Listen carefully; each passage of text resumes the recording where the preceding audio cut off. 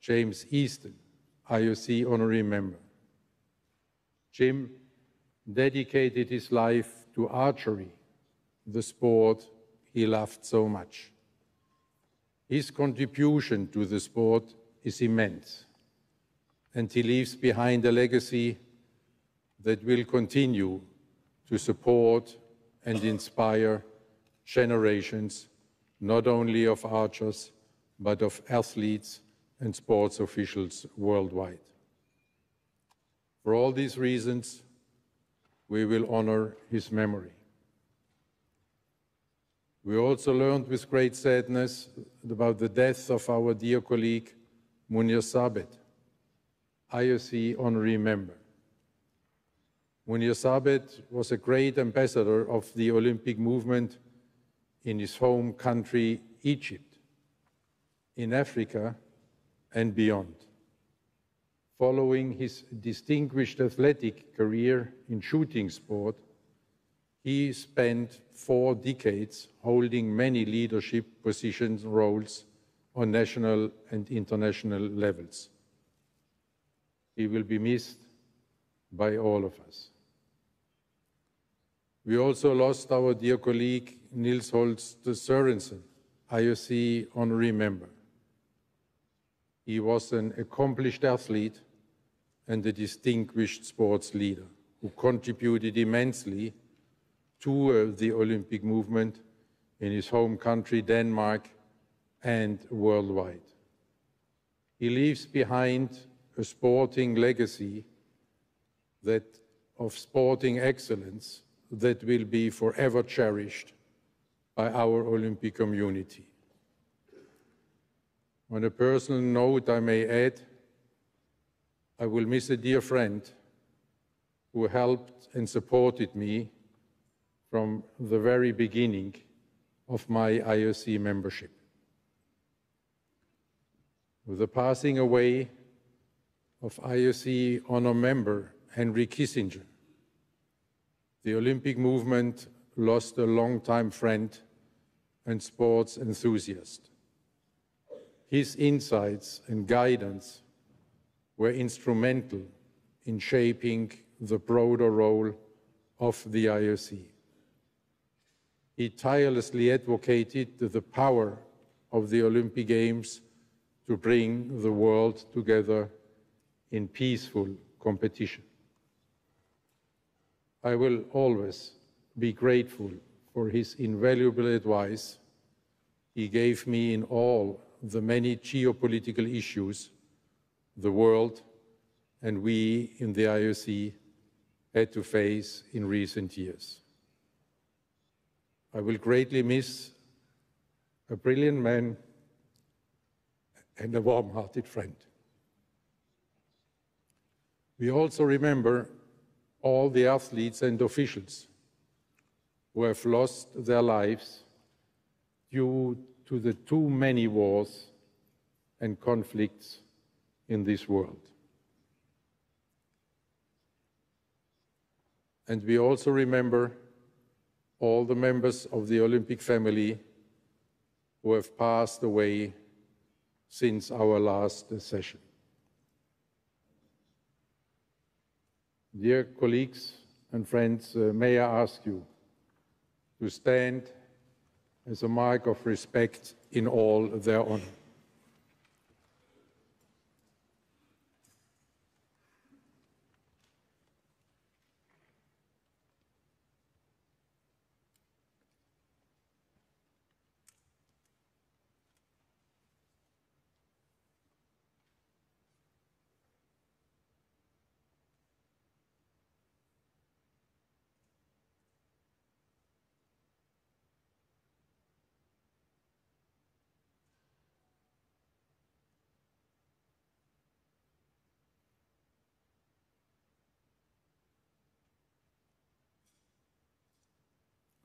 Thank you.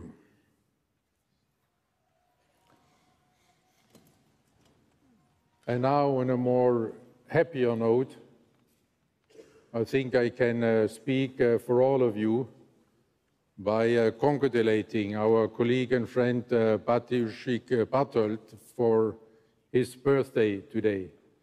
Happy birthday, Patošik.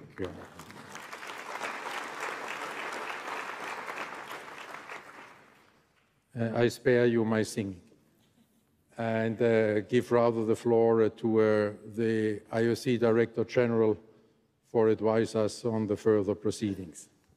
Yes, no singing from me. Bonjour, good morning to everyone.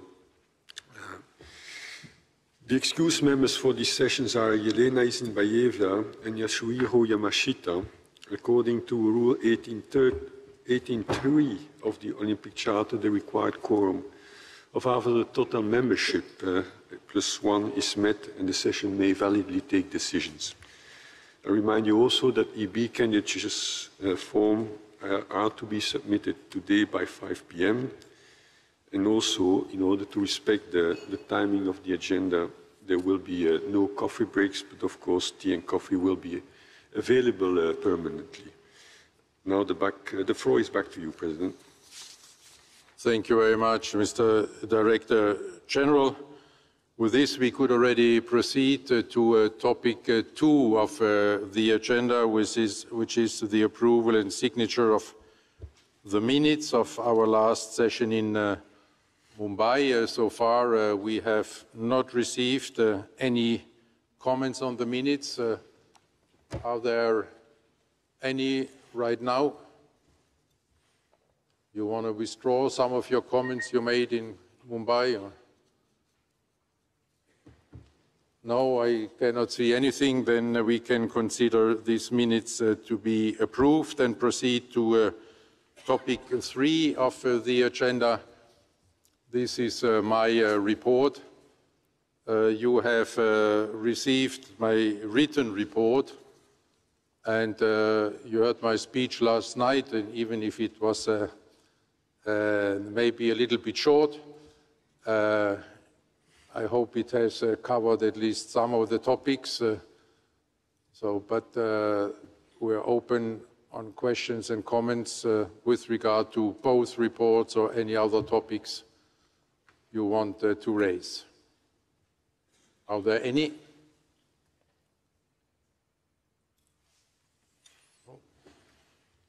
No, it doesn't appear to be the case. Then thank you very much. And we could already move on to 6.1. These are the games of the 33rd Olympiad Paris 2024. And for this, we can invite the delegation of Paris. I hope they're already here, because for once we are ahead of schedule.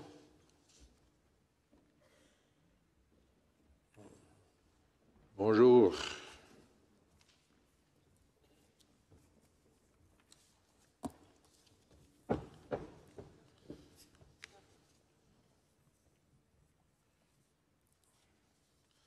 Chers amis, dear friends, our session will deal to a great extent to the Olympic Games here in Paris 2024. Today we are 3 days out from the opening ceremony, and it is with a lot of anticipation that I would like to invite the organizing committee to present their latest report before the kickoff of the Olympic Games. I think that we already feel the enthusiasm growing here, growing not just in Paris, but throughout the whole of France. More than 6 million persons welcome the Olympic flame. Wherever you may look, I think that all the lights are green.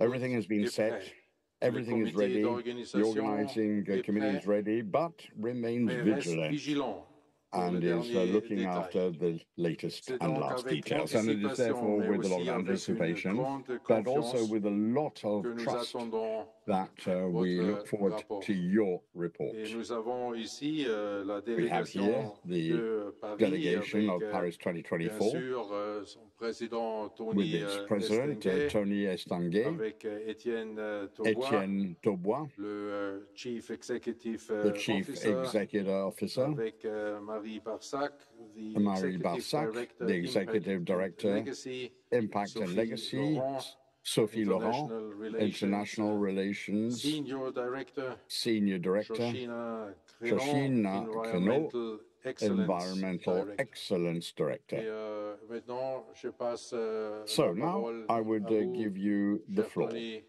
Tony, On t'attend. we look forward to your presentation. Thank you very much, President of the IOC. Dear Thomas, ladies and gentlemen, members of the IOC and the family of the Olympic movement. Dear friends, good morning to you all. By entrusting the organizing of the Olympic Games to France, which is the birthplace of Baron de Coubertin, modern Olympic Games founder, we have the immense honor, but also an immense responsibility. On 2 occasions, France organized the Summer Games, and on 3 occasions, the Winter Games.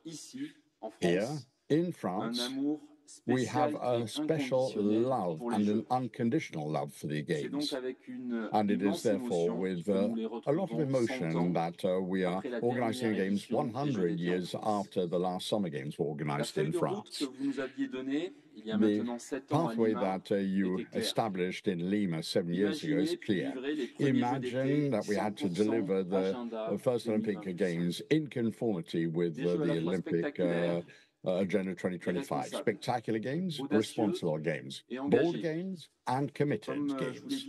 As I was saying yesterday evening, President, we had a twofold ambition. On the one hand, we wanted to be able to ensure that we could maintain that focus on athletes, as has always been the case, but also to be able to move towards a more sober format, one which is in line with the demands of today. This led to the creation of a vision which was translated into a slogan and which has guided all our actions. Let us open the Games wide. Games wide open was the slogan we adopted. With Paris 2024, we're opening the Games wide open by opening up the stadia and putting the Games at the foot of the monuments which are so emblematic. Concorde, Grand Palais, Eiffel Tower, the Chateau de Versailles, and Etienne, I'm sure, will also talk about this in a moment. In Paris 2024, we're opening the Games wide open, and we are going to ensure that we can have the celebration, for example, at the base of the Eiffel Tower, which will allow us to bring the athletes and the supporters together. It is also there we will feel the Games vibrate. With Paris 2024, we're opening the Games so that we can have the marathon for all. This is the first time where the spectators will get off the bleachers and will participate and will be able to actually live their dreams. And because we can dream better at night, the marathon for all will be run at night with the Olympic marathon between the 10th and 20th of August for men and women. With Paris 2024, we're opening the Games wide open with the first Olympic opening ceremony at the very heart of the city, on the most spectacular stages, the River Seine in Paris. Games wide open are also committed games, games committed to climate, equality, and against sedentarity. We wanted to reduce CO2 emissions by a factor of 2. We will hear about that in a moment. The Games have been an incredible driving force. Marie, qui vous en dira plus dans un instant. Et grâce à la forte mobilisation du CIO et des fédérations internationales, nous souhaitons organiser les premiers Jeux paritaires de l'histoire. C'est une vraie source de fierté pour nous tous. Cette double ambition de Jeux spectaculaires et responsables nous a permis de rassembler très largement, par-delà les clivages et les différences. De Paris à Marseille, des entreprises aux associations, des athlètes aux politiques, des patrons aux syndicats, partout en France, des actrices nous ont permis, avec des acteurs de terrain, se sont mobilisés pour faire grandir l'élan autour de Paris 2024. Avec plus de 5000 villes, départements, régions, clubs et structures sportives dans la communauté Terre de Jeux 2024. Avec les près de 5 millions de membres du club 2024. Grâce aux Jeux, ils ont vécu des expériences uniques. Et d'ailleurs, plusieurs milliers d'entre eux seront avec nous vendredi pour la cérémonie d'ouverture. Ils constituent aujourd'hui une immense communauté de fans de sport et des Jeux olympiques. Les acteurs de la culture se sont aussi engagés, je tiens à les remercier. People from the world of culture have also been committed. More than 2,500 projects and more than 1,000 cultural events throughout France. That's also the case this week with an exceptional program, and in particular at the Olympia, this mythical place of French culture. And then with the torch relay, which allowed millions of spectators to vibrate. And that has been the case for the last 2.5 months. 200,000 persons were in Marseille to welcome the torch in the Old Port, in a wonderful atmosphere.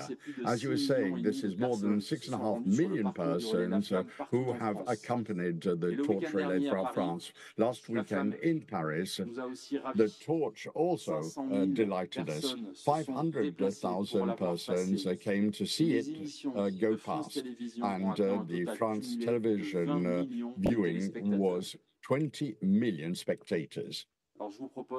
Now, perhaps I can show you some pictures which will show you the history of the torch relay. Si on y arrive.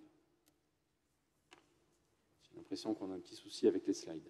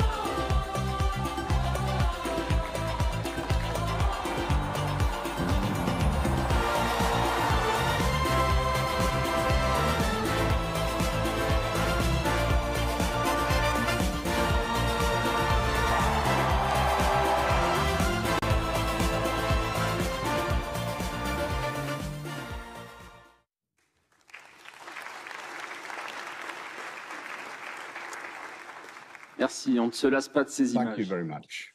Au-delà du relais de la flamme partout en Apart France, on from attend the les torch Jeux, raid on in se France, prépare à we're célébrer. waiting for the Au games total, ce seront with plus de impatience. 200 So it's going to be sites more de than célébration qui vont 200 être mis en sites place where un we're peu going to be partout en celebrating the France, games avec throughout the 180 whole of clubs France with 2024. Ce 180 seront des clubs incroyables lieux de 2024. fête, des These lieux are de places célébration of festivity pour and les athlètes. celebration for Il the y aura athletes. notamment le club There's France à going la to Villette, be au the sein du Parc des France Nations, Club qui va in La regrouper plus Villette d'une at quinzaine de comités nationaux Parc de la olympiques. Villette, where Et ce national seront Olympic aussi, et committees on a will come hâte de together. partager But cet we're also enthousiasme looking avec le forward monde to entier sharing this dès demain. enthusiasm with the whole world Et je peux vous as dire of tomorrow. And I qu'après can avoir tell you commencé cette that aventure il y a having 10 ans, ça fait started un peu this bizarre adventure de 10 vous years dire que ago, c'est it's a dès bit demain strange to que les say that premières it's going to compétitions start de tomorrow. football It's et going to de be rugby the vont first commencer. rugby and On football sent bien que les competition start émotions tomorrow. arrivent, The alors que emotions j'espère are que vous êtes building up, prêts à and I assister à hope des that you're performances ready to incroyables, à des records watch dans des sites iconiques, cœur de Paris, fantastic comme vous ne l'avez jamais performances vu, in this prêts à vivre des emblematic duels city, au coup where à we're coup, going des to victoires à l'arraché, des retournements de see how situation, victories are going comme to seul be le sport et les won, jeux peuvent nous en and faire only vivre, the prêts sport aux and frissons, only aux Olympic larmes, aux Games sauts de can joie, aux cris, provide à toutes ces this émotions que vous ne risquerez pas. level of emotion to Drugie reach its Entrer un pinnacle. petit peu plus en détail. We're going to go into a bit more существует detail with здесь. Etienne Toubois' Thank presentation. you, Tony. Yes, our venues are ready. You know that our concept was inspired by Agenda 2020, and as a result, 95% of our venues are existing or temporary. The existing venues are now fully dressed like the Stade de France, ready to welcome the best athletes of the world. Some are transformed for the occasion, like the Paris Défense Arena, which has become an Olympic swimming pool, or the historic Stade de Roland-Garros, that will become and welcome tennis, but also boxing. Thanks to the work of Solideo and the venue owners, the few constructions that will leave a long-lasting and well-needed legacy were delivered on time and on budget, which allowed us to do enough testing and build the necessary overlay. You should, or you could see here pictures, but you won't, of the La Chapelle Arena, the new beautiful new aquatic center, and of course the Olympic Village that is now on full operational mode. So I guess you'll have to go and see by yourself in the venues the fantastic look and feel that we've developed. Last but not least, the temporary venues in iconic places, leveraging on the architectural and cultural legacy of Paris and its region, bringing the games at the heart of the city.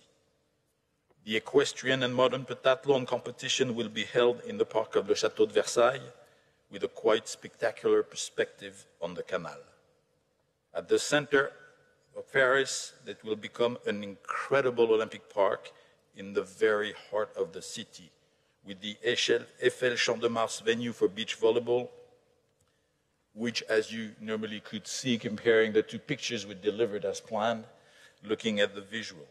But also the urban sport will be celebrated at La Concorde, bringing together history and modernity, sport and culture, with archery at Les Invalides, or with fencing and taekwondo under the dome of the Grand Palais, while the triathletes and marathon swimmers will experience a spectacular dive below the iconic Alexander III Bridge.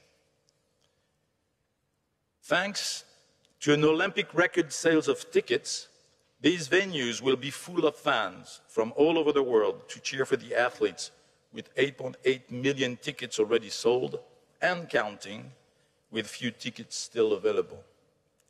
To run these venues, we can count on our 84 commercial partners, another French record, who not only bring their financial contribution to the Games, but maybe more importantly, their expertise and their people in their field of excellence to make these Games a success.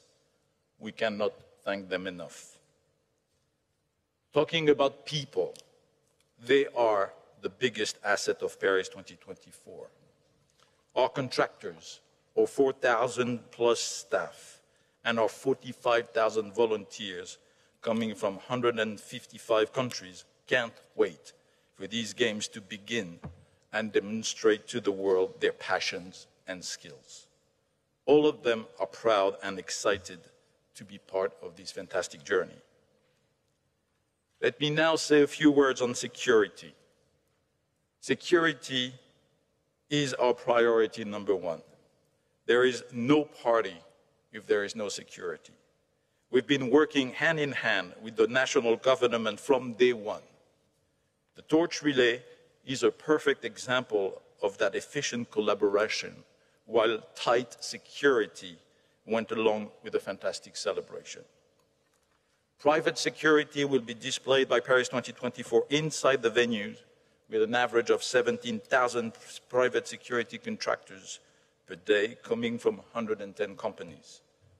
Public forces will ensure a safe and secure environment in the public domain and in the public transport, with an unprecedented setup, including for the opening ceremony where no stones has been left unturned. They will also control the Olympic lanes to guarantee the time travel between Olympic venues. Talking about transport. Transport, as we've all experienced in previous games, is probably the most complex operations of the games. We know how transport is important for all stakeholders during the games, and we are doing our best effort to get it right as competitions are about to begin. So please, bear with us. For public transport, as per our commitment, 100% of our venues are available and accessible by public transport. Thanks to our partner, IDFM, the offer has been adapted to service the venues on a case-by-case basis, according to the venue capacity. And very important for Paris 2024, most venues will also be accessible by bike, with 415 kilometers of bicycle path and 27,000 parking places available at venues. EDFM has also dedicated a special application to help spectators to plan their journey with the most relevant itinerary. For accredited transport, it is 1,300 buses and 3,000 hybrid and electric cars, thanks to our partner Toyota, that will be operating on 185 kilometers of Olympic lanes during the Games. My last focus will be on sport operations. I want here to thank the national federations from which we sourced most of the 10,000 sport-specific volunteers. I can tell you that they are enthusiasts, motivated, and eager to begin. A big thank also to the international federations for their help in designing the 4,000 different references and the 1.2 million pieces of equipment in coordination with the look of the Games, enabling us to develop a spectacular field of play. Sport presentation has also been a key focus, and we believe that the experience for athletes and spectators is going to be very Paris 2024-like, in a colorful mix of sport and culture. One last word to thank my team. At Paris 2024, we are blessed with a fantastic team that works under the great leadership of Tony to deliver on all aspects of the Games and welcome the world. On the eve of the first competition day, 3 days from the opening ceremony, we are now down to the final stretch with a strong determination to fix what needs to be fixed, to adapt what needs to be adapted, and to provide the best possible experience to you, to the athletes, and to all our clients, including media and spectators. Mr. President, dear friends, everything is in place for the sport to begin and for Olympism to be celebrated.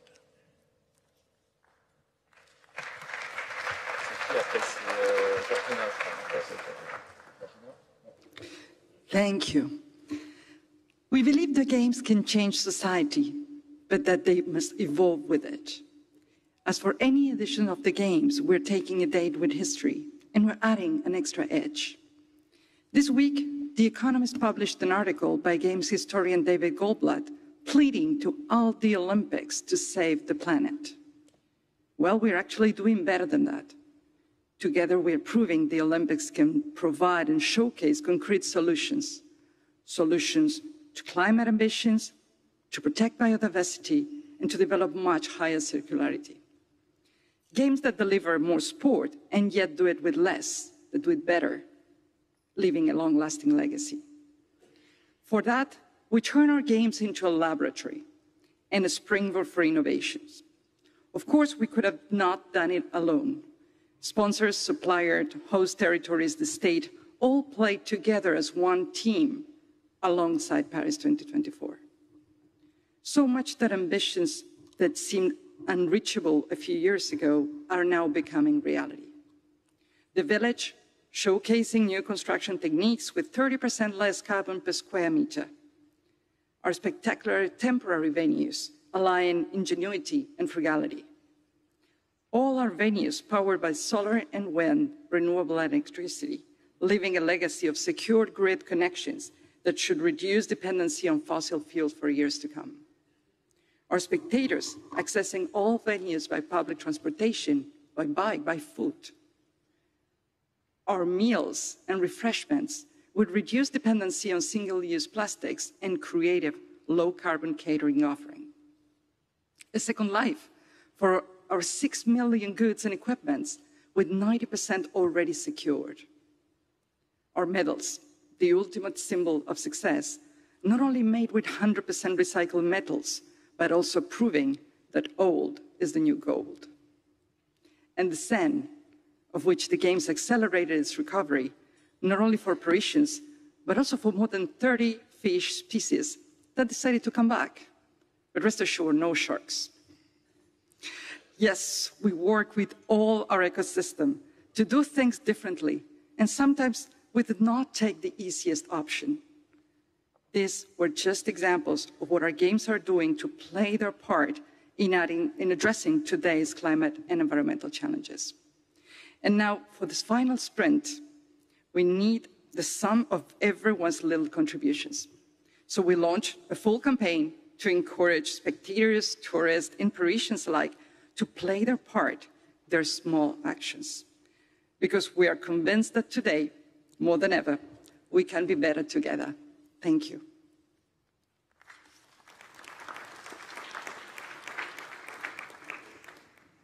Monsieur le Président, Mesdames, Messieurs les membres du President, CIO, c'est un ladies and plaisir d'être gentlemen avec of vous ce the matin IOC, it's a pour pleasure partager to be trois with you exemples this morning emblématiques de la to stratégie talk about Impact three Héritage, examples des of exemples the qui ont legacy déjà un impact program. positif en France, We're already des seeing a exemples qui sont positive visibles, impact France, et des things that are exemples qui visible, surtout montrent que examples l'héritage est which déjà show là, that ce qui legacy est is la already recommandation de there l'agenda 2020+5. in Il accordance s'agit with des 30 minutes d'activité 2025 physique quotidienne à l'école, 5. du bilan We've de got notre fonds de dotation Paris 2024, taking qui a déjà stock concerné operation, 4,5 and we millions de have bénéficiaires, 4.5 et puis aussi beneficiaries of our l'impact program, positif pour and la there's also been a Seine-Saint-Denis du positive passage des Jeux. impact of Premier exemple, the games les on the 30 minutes d'activité Saint-Denis, physique the quotidienne. 30 Nous minutes avons of fait de physical la lutte activity contre per la day. We've sédentarité been pour les fighting enfants against entre 6 sedentary et for 11 ans children une between 6 priorité and 11 absolue. years. Car This c'est is à an cet absolute âge-là priority que se because it is construit at notre this capital age santé, that notre your rapport health à is built l'activité up, physique et and sportive, our et puis relationship aussi ce qui with, nous intéresse, our le report goût pour on le physical sport. activity En has now 2020, been nous avons published. lancé une In expérimentation en 2020, we Seine-Saint-Denis dans les launched écoles. an En experiment to the schools in Saint-Denis. In 2021-2022, c'est plus de 10 000 2021, écoles en 2022, France qui se 10,000 sont schools portées in volontaires France pour mettre decided en to place take cette up mesure. the program En to fin implement the 2022, measures, nous and at avons the end of fait une étude 2022, d'impact, we carried out d'évaluation an pour impact montrer que study ça to marche. show that this actually 91% works. des enseignants nous ont dit 91% que of les enfants teachers étaient en told meilleure us that santé children were in a better et health avaient un meilleur bien-être grâce à and cette mesure. were Et ça nous much a permis de convaincre le happier. gouvernement And français as a result, we were de able to convince the généraliser French cette government mesure à to toutes les generalize this écoles en measure France. and to roll it out Cette through mesure all schools in aujourd'hui, elle France. améliore That measure today déjà improves la santé des already enfants et the elle health produit of évidemment children and des effets sur le produces long terme de toute la effects in the génération long term for the 2024. generation Si vous of aussi vous voulez people in bouger plus, 2024. ça peut vous If donner you want to envie, vous move aussi. more, and Vous perhaps pouvez you will le be 28 inspired to juillet, do le so, 31 on the juillet, 28th of le July 1er and the et le 11 31st of août, July dans votre and the hôtel, 1st and 11th participez à des réveils August, musculaires there avec will nos be équipes Paris 2024. Nous fitness déployons une programs opération in your Bouger plus hotels. sur tous les sites de We are saying compétition et de that non-compétition people pendant have les to Jeux move pour more, donner and envie de during bouger au quotidien. the games, we're going to get people to try Deuxième and move exemple more emblématique, in their c'est day-to-day le lives. résultat de Then notre there fonds de is dotation also que nous avons our créé en endowment 2020 fund, which was pour created in soutenir les acteurs 2020 to qui au support quotidien all those démontrent who que le every sport day change les vies. show that sport Des can projets change people's qui montrent lives. que le sport est une Projects which solution show pour faire that face aux sport défis is a de notre solution to société, meet the face au challenges of our changement climatique, society, face à la particularly in sédentarité, face à view l'inclusion. of climate change sedentarity. Sport can provide the solution. With our stakeholders, where we mobilized 50 million euros in terms of subvention or subsidies for a number of associations, 1,500 in France, but we also have a number of African projects, and I'd like to thank our colleagues here who've helped this year. 4.5 million, which are the number of people who have really been able to participate in the Games this year. What we want to also ensure that women also have a better position in society through sport. Sport is a tool which allows you to construct a more egalitarian society. 30% of our subsidies have been really being diverted to empowering women, which ensures that the public space is rebalanced between men and women, and so that women perhaps rebuild their lives after they've been victims of violence. We've also been promoting equality in sport. As a result, we've got a new label created by the French government, which is dedicated to major sporting events. And as of today, all the major sporting events at the international level will have to mobilize resources to ensure that women have a greater space in sport. That is also a legacy of Paris 2024. Another priority of our endowment fund for inclusion through sport. And we are supporting a number of projects which are leading sporting activities for persons suffering from a handicap. We've got an inclusive club project, and we've been experimenting in the city of Paris, and we have used an impact study to measure the results of this, and we've convinced the government to deal with or provide these clubs with subsidies. The last example in my presentation, positive impact, which was visible in Seine-Saint-Denis. We've chosen this region, which is a young region, but perhaps one of the poorest regions, which was the area which was to benefit directly from the Games. About 10% of our tenders were won by companies in Seine-Saint-Denis. These are direct economic benefits for the region. We've also contributed to ensuring that Seine-Saint-Denis could perhaps catch up with the rest of France, which is in terms of the number of swimming pools compared with the population. In 2021, we were the 123rd position of all the departments, but thanks to CAA, thanks to 18 swimming pools that have been created, the 6 cities which act as hosts have been able to catch up and are going to be in the national average. Furthermore, the Games have also allowed us to make up for the delay in getting people to learn how to swim. There is a 1, 2, 3 swim project, which means that a lot of children who weren't able to leave on holiday, 35,000 children were able to learn to swim. So that is a very positive, very concrete legacy, and that is already visible for all the 2024 generation. Thank you very much.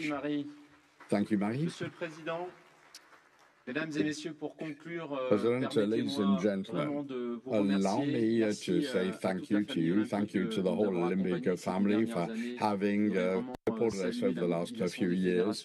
We've had the mobilization of the international federations, the IOCs, all the key actors who have contributed to the success of these Games. Pierre-Olivier Beckers and his coordination committee have also played an important role, and we've worked closely with the IOC, and thank you from the bottom of my heart for your precious support.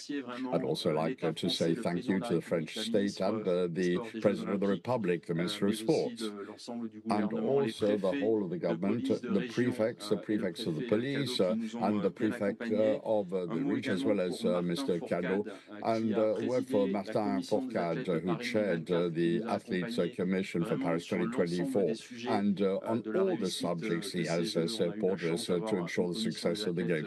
We've had an Athletes Commission which has been extremely active. And to finish off, let me just say something about the Tour de France. You know, the cycle race in France. It's just finished. And we know that the Tour de France can be won in 1 or 2 stages, but it can also be lost every day, which means that you have to remain concentrated right up to the last day to make sure that we will be successful. Thank you, and have a good Games.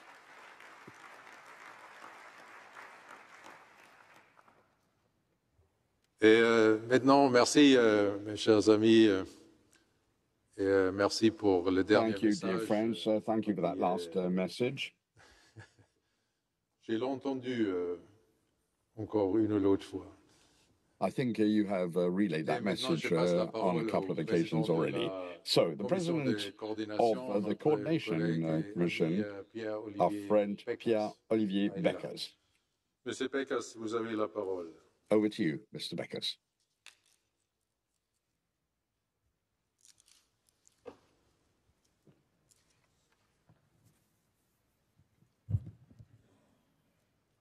Monsieur le Président, President, dear members of the IOC, dear Tony, dear Etienne, and the whole team, thank you very much for those energetic presentations, even though there were no slides to accompany them, but those very detailed reports were very useful for us. Of course, we're very happy to be here in Paris with you.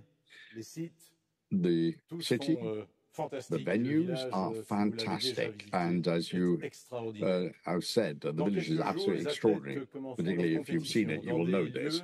Competitions will start in areas which people never thought could accompany them, in the Gardens of Versailles, at the foot of the Eiffel Tower, in Saint-Denis. We are happy to see the celebrations throughout the city, throughout the different regions, throughout France.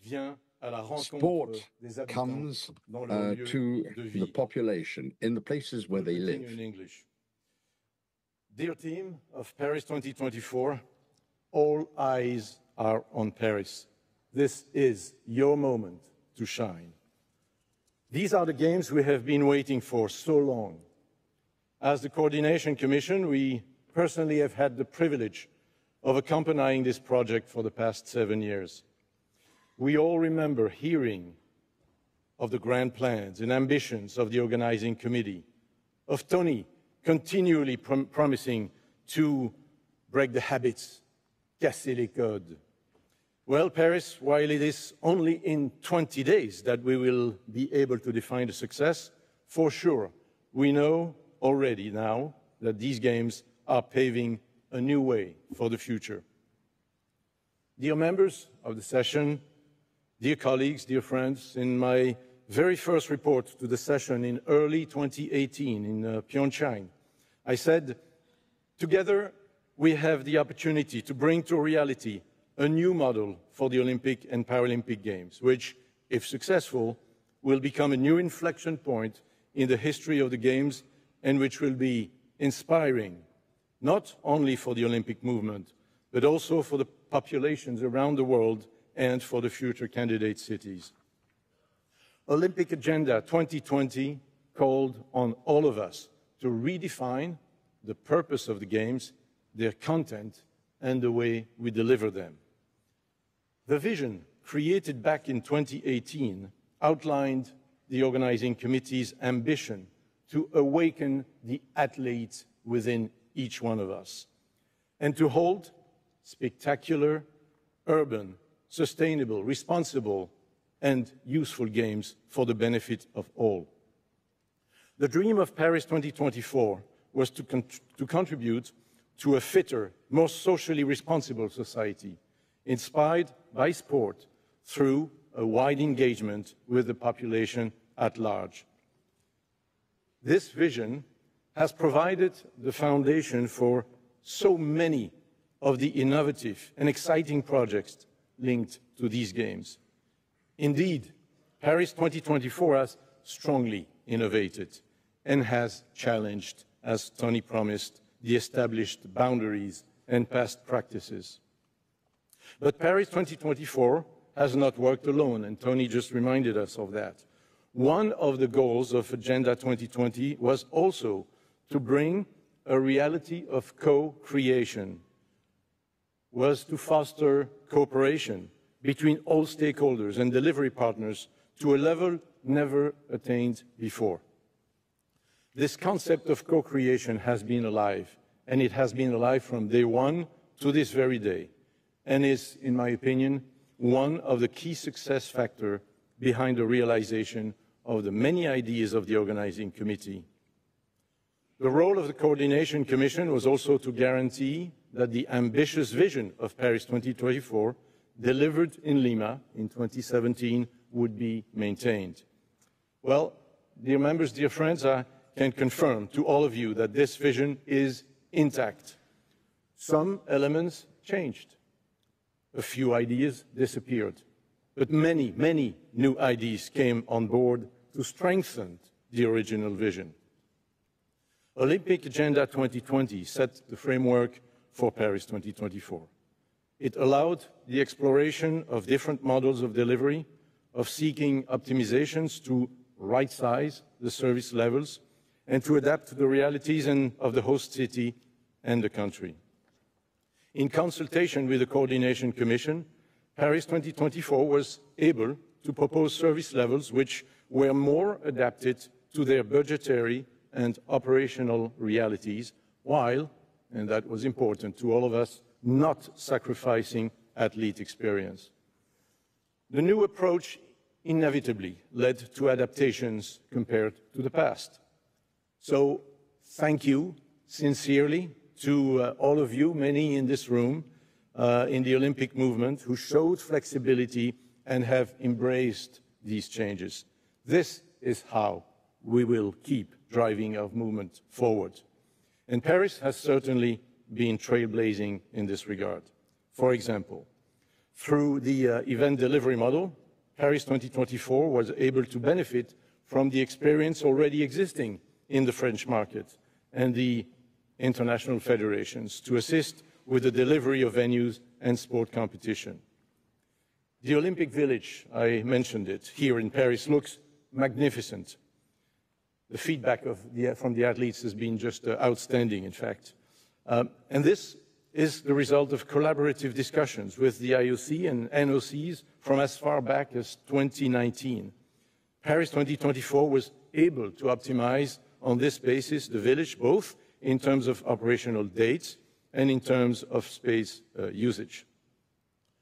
Its environmental commitment is also to the highest standard, and you just heard Paris 2024 make comments on that. And so ensuring through that a legacy housing solution in the village which will stand the test of time. The fitting of the games to the city, so important, meant that 95% of the venues you will see over the next few weeks are either existing or temporary. This not only has allowed for spectacular sites, of course, in the city, iconic in itself, in the heart of the city, but also meant less construction, allowing the organizing committee to focus on other priorities.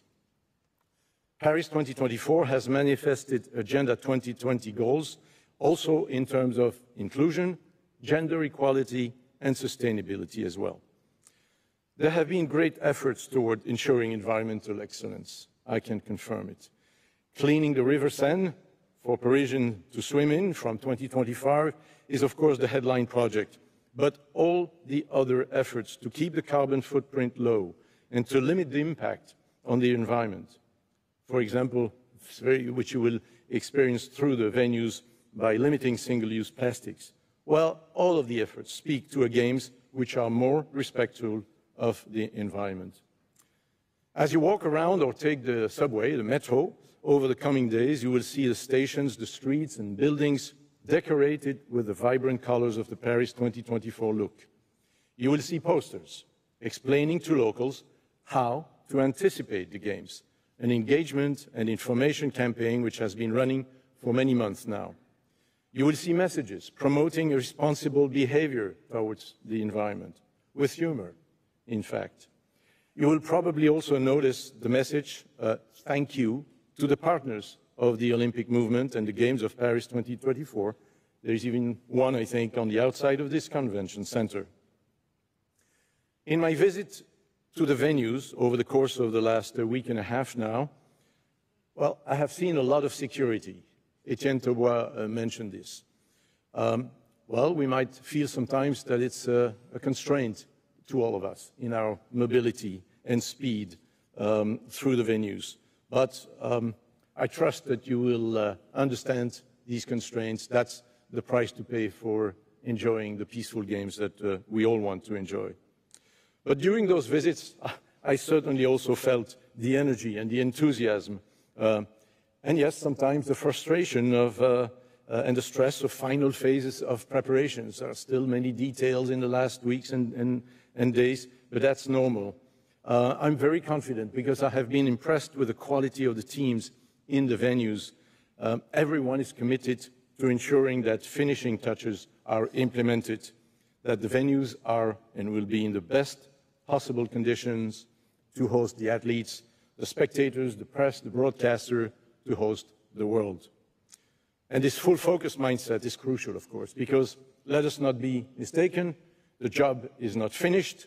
Dear Paris 2024, it is the next 20 days that will confirm the dreams, the vision, the innovations. The hard work of the past 7 years will crystallize in the coming moments and days.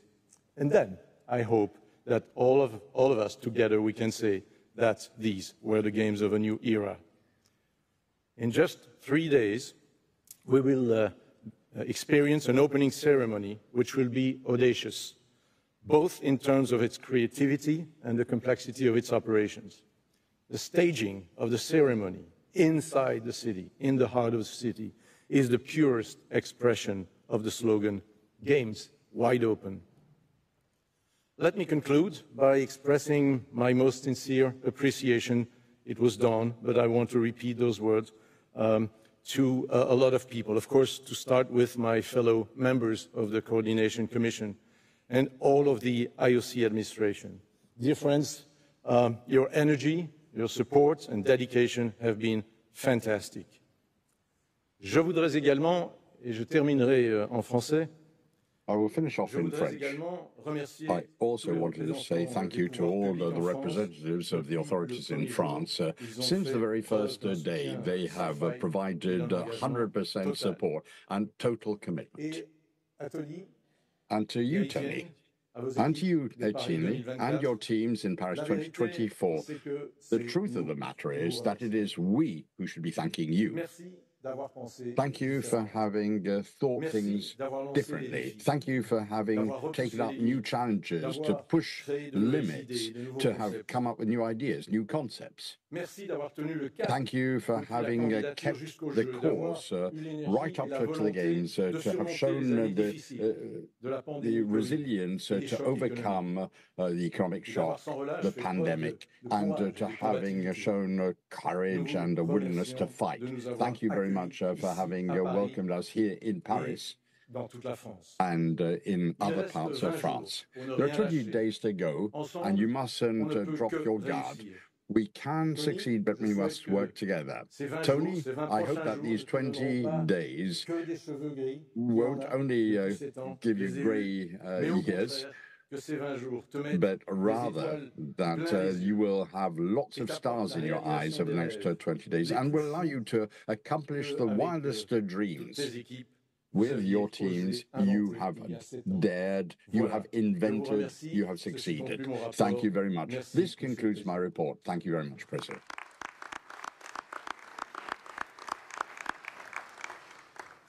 Merci, Monsieur Pekars. Et maintenant, j'ouvre la session des questions et réponses. Prince Albert, s'il vous plaît. Merci, Monsieur le Président. J'aimerais remercier et féliciter, bien sûr, nos amis de Paris 2024 pour cette présentation. Remercier la commission de coordination, bien sûr, Monsieur Pierre-Olivier Beckers, notre collègue et ami. J'aimerais, ça ne vous étonnera pas, mais en tant que président de la commission durabilité et héritage, vous remercier et vous féliciter pour le travail extraordinaire qui a été accompli dans la préparation de ces Jeux, du point de vue, bien sûr, durabilité et héritage, mais pas seulement, du point de vue de la responsabilité sociale, de l'inclusion, de tous les aspects que vous avez présentés et qui entrent en jeu. C'est un travail tout à fait remarquable et je suis sûr qu'il servira bien sûr j'allais employer un mot anglais de benchmark, mais de base pour les... It will serve as a benchmark for the future candidacies.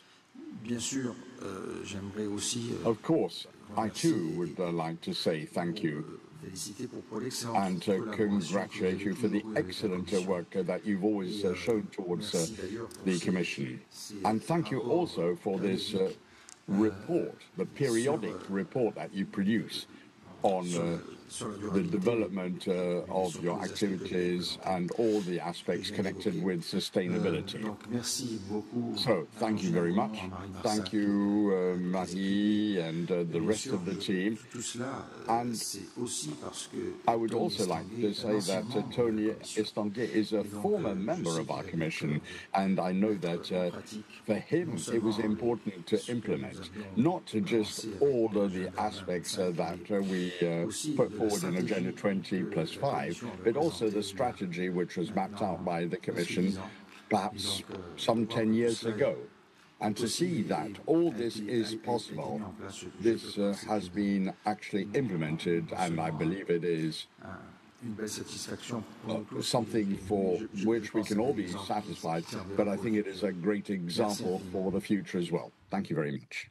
Merci beaucoup, Prince Albert. Maintenant, je donne la parole à Madame Garadali. Mrs. Garadali. Merci, Monsieur le Président. Thank you very much, President. Bonjour tout le monde. And good morning to you all. Sincèrement remercier I too would like to thank Madame Sophie Laurent and her team, because I believe that the work that they have done has been extraordinary. They've helped us with the visas, with the accreditation. This is the kind of work you don't see, but we've had to turn to Sophie and her team, and all the delegations managed to get to Paris with their visas. So thank you very much, Sophie, and thank you very much to the Paris 2024 team. Thank you very much, Garidali. I don't see any other questions. So let me say once again, thank you very much to the organizing committee, and in particular, thank you to Tony Estanguet, our friend. Thank you very much for the report that you have given us, and that gives us even more confidence, if that is at all possible.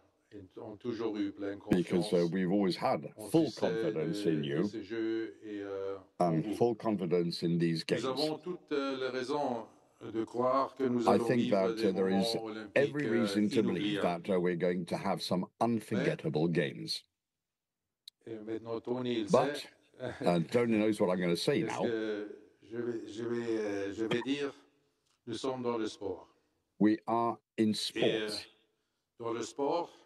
And in sport, we are just at the end of the training period. Now is the moment of truth. It's when the championships start. And the championships start for the athletes, and the championships start also for the organizers. And when I speak about organizers here, that also includes us all here, the members of the IOC, not just the organizing committee. We have always been by your side, and rest assured that we will continue to support you, and we will continue to be by your side. And that holds true also during the championships, in other words, during the games. So we have now set the decor, we have set the scene, everything is in place. And as my former coach told me, we've been discussing each of the problems. What happens now is not the problem. So, let's go forward. Here we go, Paris 2024. Thank you very much.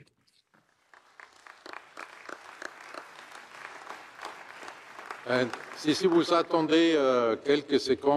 I could ask you just to hold on for a few seconds, we've got a message for you, a message for us as well, from the General Secretary of the United Nations.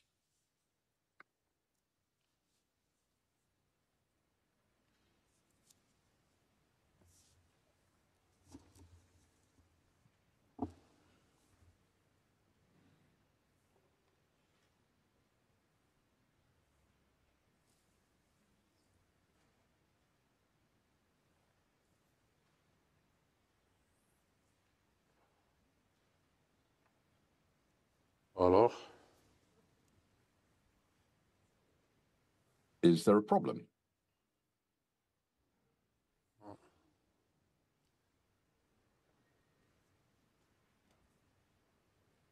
Alors, je suis heureux que nous ne sommes pas responsables pour la cérémonie d'ouverture. Well, I'm really glad that we're not the ones responsible for the opening ceremony then. Est-ce qu'on a encore une opportunité de montrer le vidéo? Is there an opportunity to get the video of the General Ça Secretary? arrive plus tard. Apparently it's going to reach us later. Perhaps it's a little bit too early for him in New Merci York. beaucoup. So thank you very much. And Au boulot. now we get down to work.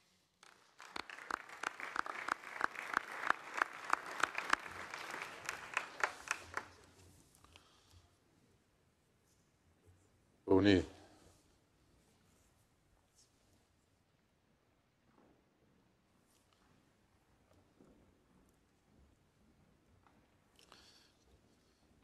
And dear friends and colleagues, may I propose that we now move to topic 4 of our agenda.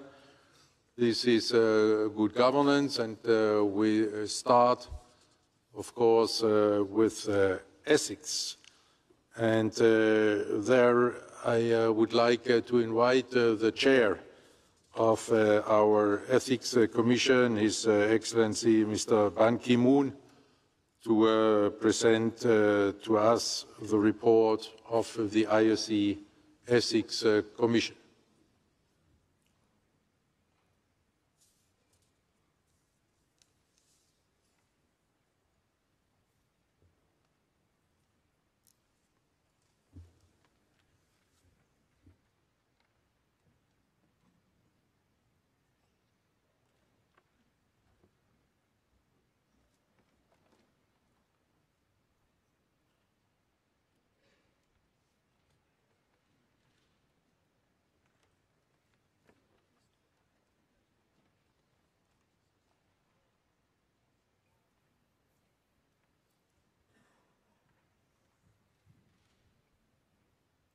Honorable Dr. Thomas Bach, President of the IOC, distinguished IOC members, ladies and gentlemen, good morning.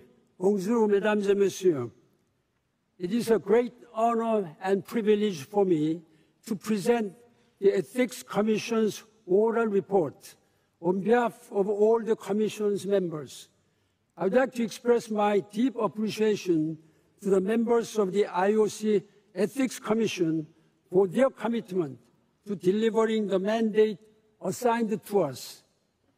For detailed information, please refer to the IOC Ethics Commission's written report included in the session documentation and available to the media for transparency. I will highlight only the most important points. It is important to remember that the IOC Ethics Commission has 3 main missions. First, to support the prevention in the view of facilitating compliance with the ethical principles.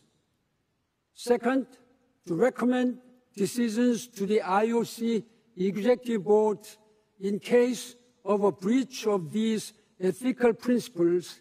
And third, to keep the rules and regulations at the highest standards. Prevention of ethical issues, especially through better governance, is a key for the IOC Ethics Commission. The IOC Ethics Commission supported all the Olympics movement stakeholders to increase their level of compliance with the highest standards of good governance by strengthening their level of transparency, checks and balances, and anti-bribery measures. As part of this mission, in 2024, the Ethics and Compliance Office organized and delivered well-attended webinars for nearly 100 organizations focusing on transparency, integrity, checks and balances, and control mechanisms through pragmatic tools.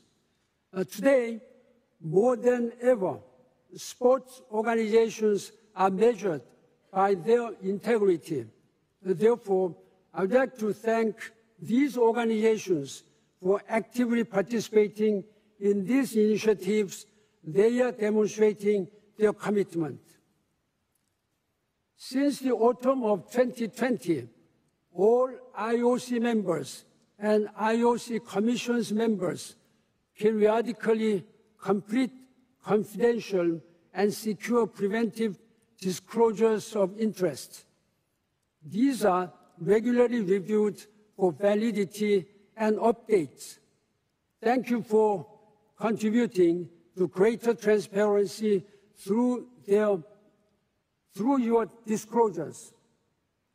Support for integrity in sports and efforts to reduce the prevalence of threats to the IOC's credibility is a unique responsibility that the IOC undertakes to contribute to the achievement of the United Nations Sustainable Development Goals.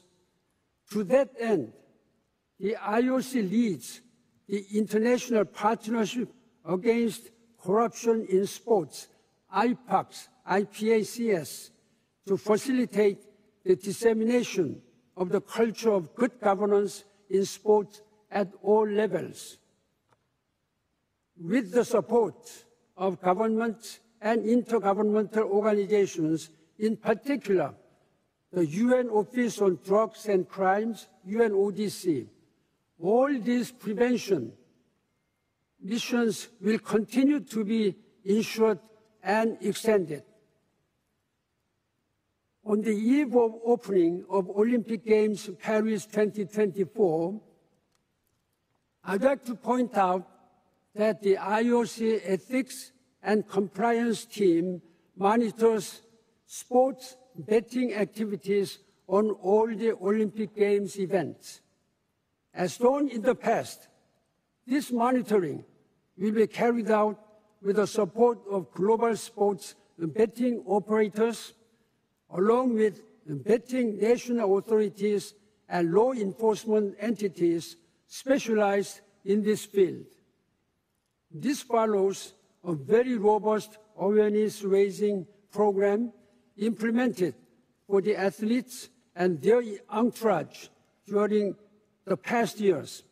All these measures will contribute to the efforts towards clean athletes and clean competitions.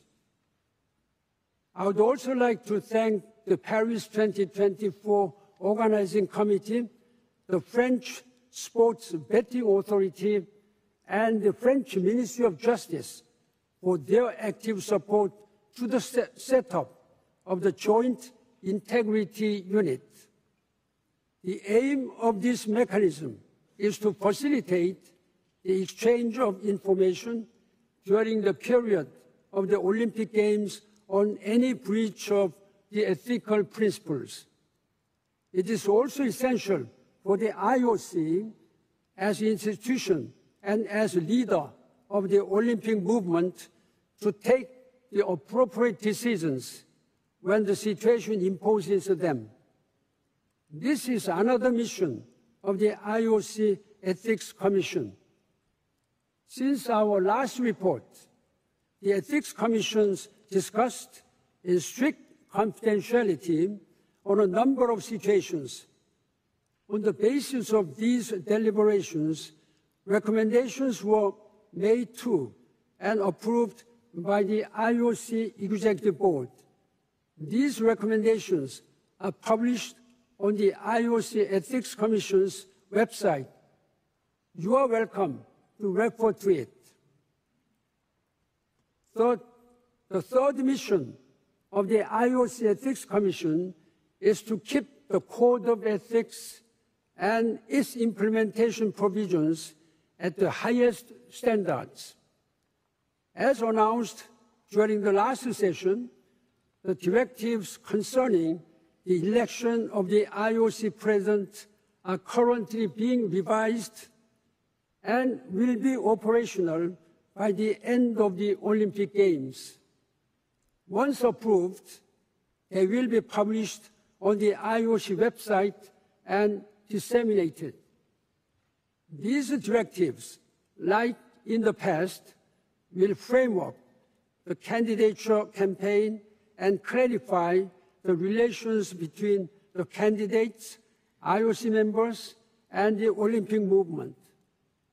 These relations shall be based on mutual respect between the candidates, respect of the other IOC members, and the IOC itself. As the IOC leads the Olympic movement by example, it will be key for you to strictly adhere to these directives to ensure that the future election process occurs in a fair and respected environment. Distinguished IOC members, Mr. President, I'd like to take this opportunity to remind the position explained in the IOC Executive Board some months ago in relation to the IOC President's decision regarding the election. It is clear that the timing of such a decision may create a high risk of overshadowing in the course of the Olympic Games, as well as the election campaign itself. Therefore, in order to protect this election process, it has been recommended to the IOC President to postpone any such a decision until the end of the Paris Olympic Games. Dear IOC President, dear IOC members, the entire Commission of the Ethics can assure you that it will continue to hold the firm positions to protect the integrity of the IOC as it has done in the past within the scope of the application of the IOC Code of Ethics. It will also ensure that the IOC athletes to the highest possible ethical standards. This concludes my presentation to you today, and I thank you for your attention. Merci beaucoup. Thank you very much.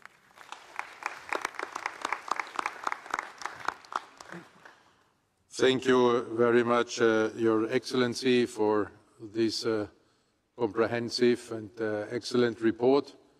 Are there questions to the chair of the Ethics Commission? Oh, it was so clear that I don't see any questions. Congratulations on this report, and once more a very warm thank you for all your commitment to ethics and compliance, and for dedicating so much effort on chairing this IOC Ethics Commission, because the work of you as the chairman of this commission and of the entire commission is key and is essential for the credibility of the IOC, and for being able, as you have been putting it in your report, to lead by example when it comes to good governance and ethics. Thank you very much. Thank you very much. Thank you.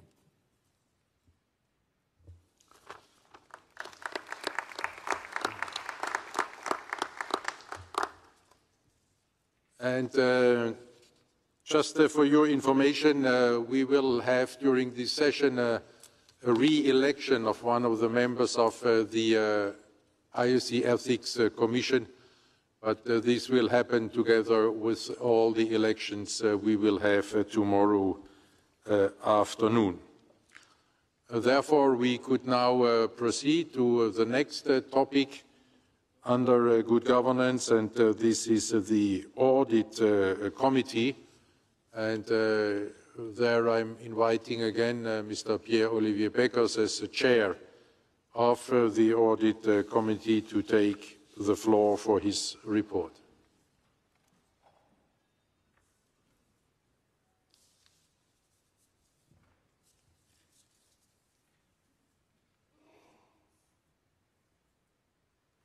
Mr. President, dear members of the session, it is my pleasure to present to you the report of the Audit Committee. I really think you should listen to my report. First of all, because within 10 minutes you will hear and understand a lot more about the IOC than you know at this present minute. Also, you can look forward to the end of my speech because it's the last report I will have to give, and I will not come on this podium anymore. Over the past year, our committee has been diligently working, meeting already 3 times since our session in Mumbai just a few months ago, covering topics ranging from the external audit, the IOC administration, internal audit activities, and other emerging topics such as artificial intelligence and ESG, environment, social, and governance. And today I will provide an overview of our main recent activities and key findings. So first, let us start with external audit activities. In November 2023, we reviewed and approved PwC's audit plan for the IOC's consolidated financial statements for the year 2023. Key areas of focus included deferred revenues and expenses related to these games, internal controls, and IT and data audits.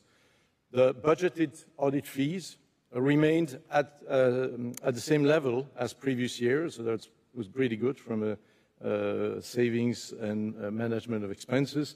And the ratio between audit and non-audit fees was below the target limit of 1, which provides safeguards around the independence of the external auditor. In June 24, PwC presented their audit results, issuing an unqualified, that means a clean audit opinion, on the 2023 consolidated accounts. This was indeed a very smooth audit process, helped by an increase in use of technology to automate parts of the work. And PwC noted continued improvements in our internal control framework, with no material weaknesses identified, and excellent collaboration with management. PwC Madrid highlighted improvements in internal controls as well, and documentation at OBS and OCS. As a result, the Audit Committee unanimously approved the 2023 financial statements and recommended their approval by the Executive Board and subsequently by this session. On IOC administration activities, the Director General has kept us updated on several key priorities, including the preparation for a successful staging of various editions of Olympic Games, and we discussed the future Olympic Winter Games election process. Our Deputy Chief Ethics and Compliance Officer reported on significant improvement in IOC's compliance program, including the so-called TEMIS project, which simplifies policies and enhances staff e-learning. And important work was done for the Olympic Games Paris 2024 activities, also including the joint effort made between the IOC and the Autorité Nationale des Jeux, the authority responsible for the prevention of competition manipulation. Also, work was performed in the support provided to the individual neutral athletes eligibility review panel and the preventive measures to combat corruption in sport with IPACs.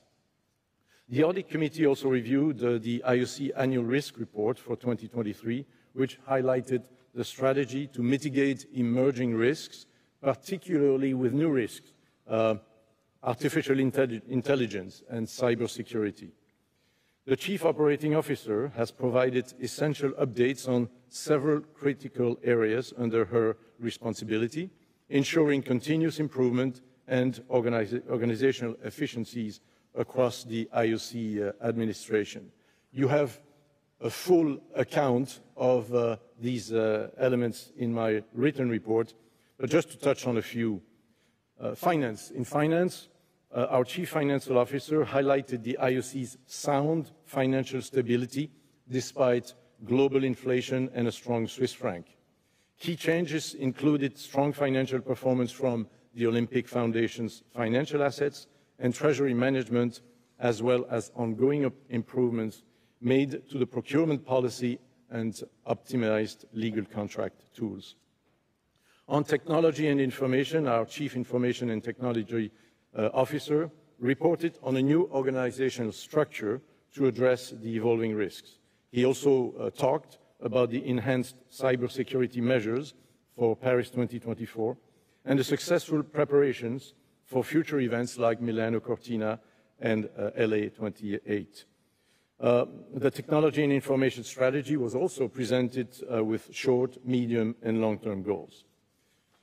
Legal affairs. The Legal Affairs Director updated us on the WADA anti-doping code revision, intellectual property rights protection for Gangwon 24 a few months ago, the proactive legal management for the Olympic qualifier series in Shanghai over the last several weeks, and the ongoing collaboration with the Olympic Games Paris 24 legal team on French labor law provisions. That was a very important and difficult set of work.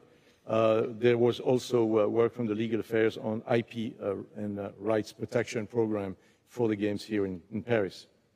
Human resources. The HR Director presented metrics on headcount, absenteeism, and diversity. The workforce of the IOC now represents 74 nationalities, which is great from a diversity point of view, as compared with only 50 a few years ago. And the attrition rate, people leaving on their own without a particular reason imposed by the organization, the attrition rate is at 6.6% versus 9.3% average, annual average in Switzerland. So also a good metric. Challenges in recruitment and the need for transparency were addressed with improved communication, a review of compensation strategies, and enhanced learning opportunities.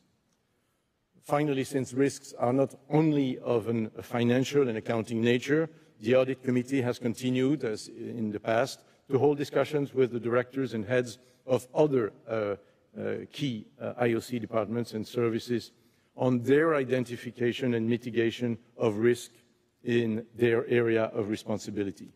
Since the last session, the committee has met with the Managing Director of IOC Television and Marketing Services and the Olympic Games Executive Director. Moving now to internal audit activities, our Chief Internal Auditor presented reports on assurance, advisory, and compliance missions. Since our last session, 8 missions were conducted with no major issues identified. The Audit Committee approved the 2024 Internal Audit Plan for the IOC and OBS-OCS, which both were developed using a risk-based approach.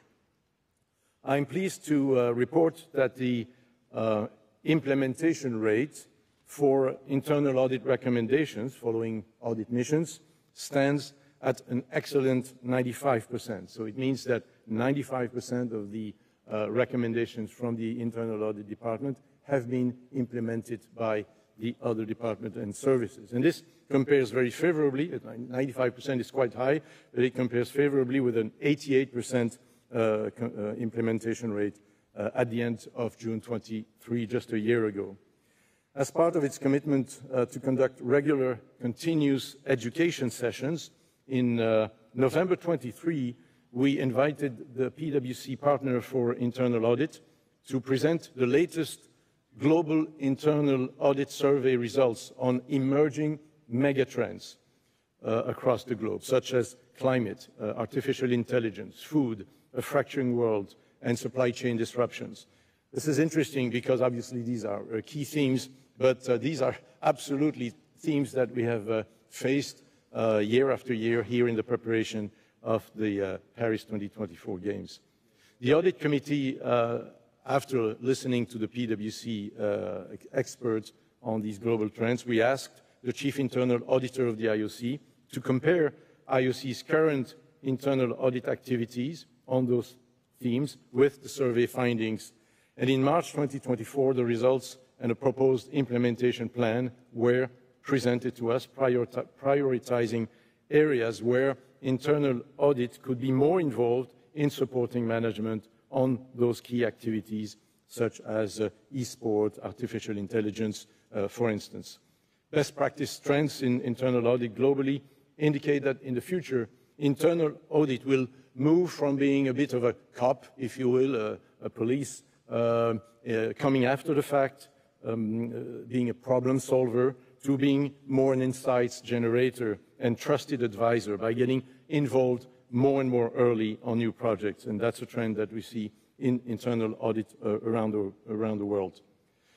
Coming back to the additional activities of the Audit Committee, you will be happy to know that in November 23, the Audit Committee also conducted a new self-assessment of its performance. It's only right, since we are asking the Executive Board to conduct from time to time self-assessment of its performance, so we do it ourselves on our performance at the Audit Committee.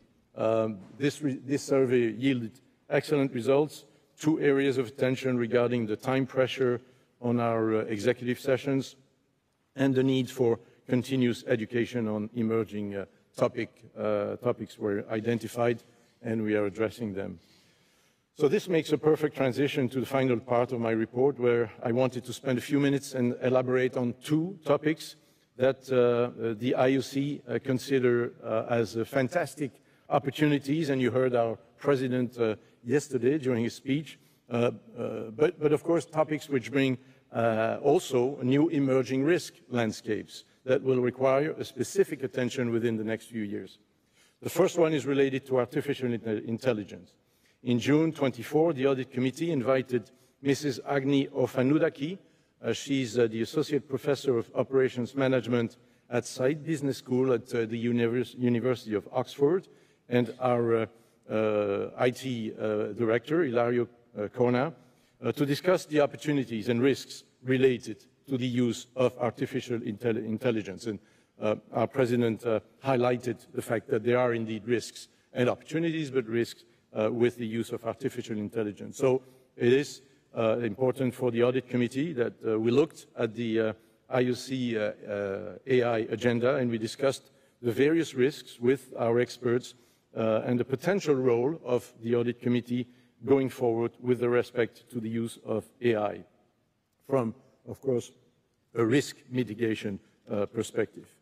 Current industry best practices show, for example, that the Audit Committee should scrutinize the alignment of AI with corporate strategy, that's key, evaluate risk management pertaining to the AI applications, and assess the ethical implications and compliance with relevant regulations. So we will focus on these elements in the coming years. The second topic, equally important, relates to the ESG, environment, social and governance. We already had a chance to discuss this topic last year with the Director of Corporate and Sustainable Development, Marie Salois, who gave us an excellent update on the IOC's overall approach to manage sustainable development. A staged development is underway since 2015 through the creation of Sustainability and Legacy Commission, a Gender Equality, Diversity and Inclusion Commission, and an Advisory Committee on Human Rights in 2022. Significant work has been achieved regarding the reduction of emissions in line with the Paris Agreement. Last June, the Audit Committee also invited the PwC partner in charge of ESG to talk about the new Corporate Sustainability Reporting Directive. So that's CSRD, Corporate Sustainability Reporting Directive. And this is a directive, European directive, that requires a number of organizations, all the listed companies on stock exchanges, but many other organizations, to formally report on their sustainability initiatives. And the expert from PwC confirmed that the IOC was not subject to the sustainability reporting requirements under the current standards. However, these, which are subject to change, led us to decide, the IOC to decide that on a voluntary basis, we will be reporting year to year. And that's exactly what we will do starting with this year. So preparations for this reporting go full stream.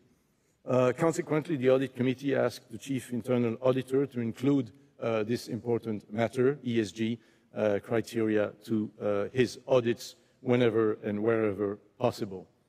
So the Audit Committee will continue to closely monitor the evolution of these 2 trends over the coming years, as they are taking growing importance in our day-to-day strategy and activities. In conclusion, I would like to extend my gratitude to my fellow Audit Committee members, Nicole, Carl, Lingwe, Paul, Dagmawit. Thank you so much.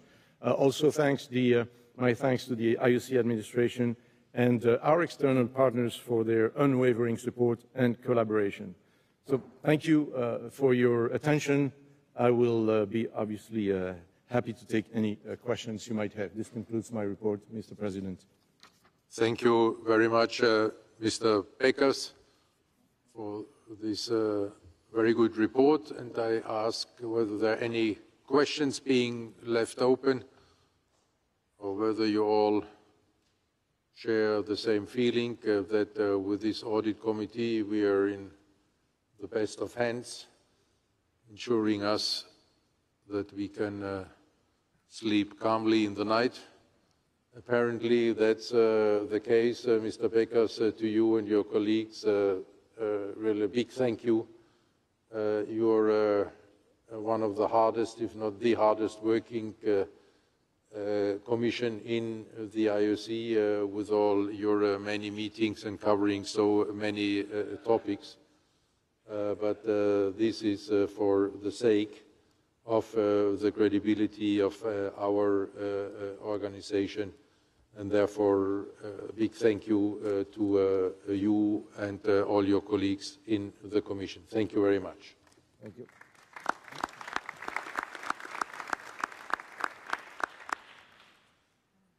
And now, dear friends and colleagues, let's move on to finance. And there I invite the chair of the Finance Commission, our Vice President, Mr. Siam-Yang Eng, to present the report.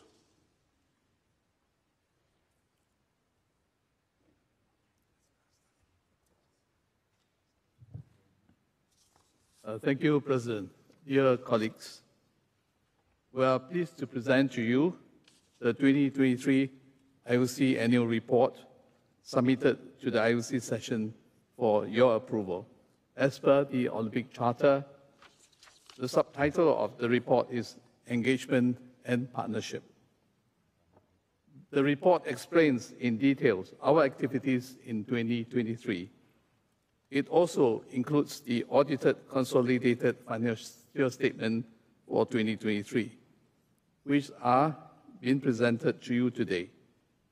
These statements are prepared and audited in accordance with IFRS accounting standards, higher than legally required, in line with the increased transparency and better governance under Olympic Agenda 2020, and that is continuing with Olympic Agenda 2020+5. Despite the inflationary pressures, the worldwide supply disruption, the worsening of international relations linked to increased protectionism and social and political tensions, all impacting on global economic outlook. The Olympic movement's partner and stakeholders have remained steadfast in their support. And thanks to this demonstration of solidarity, the IOC, which is entirely privately funded, continue to distribute 90% of revenue to support the organization of the Olympic Games, the promotion of athletes and sports at all levels worldwide, and the dissemination of the Olympic values. I would like to thank Mr. President for your leadership in steering this ship through such stormy times, as well as IOC EB colleagues and fellow Finance Commission members. The IOC Annual Report 2023 has a structure inspired by 5 key trends that underpin Olympic Agenda 2020+5, which was adopted in March 2021. And these are solidarity, digitalization, sustainable development, credibility, and resilience. Solidarity takes many forms. First, it defines the mission of Olympic Solidarity, which provides assistance to all NOCs, especially those in the greatest need. It also runs through the work of the IOC Athletes Department, keeping athletes at the heart of the Olympic movement. And through IOC's numerous athletes' welfare programs, it helps shape the activities of the Olympic Foundation for Culture and Heritage. And it can be seen most vividly each year during this global celebration of the Olympic Days.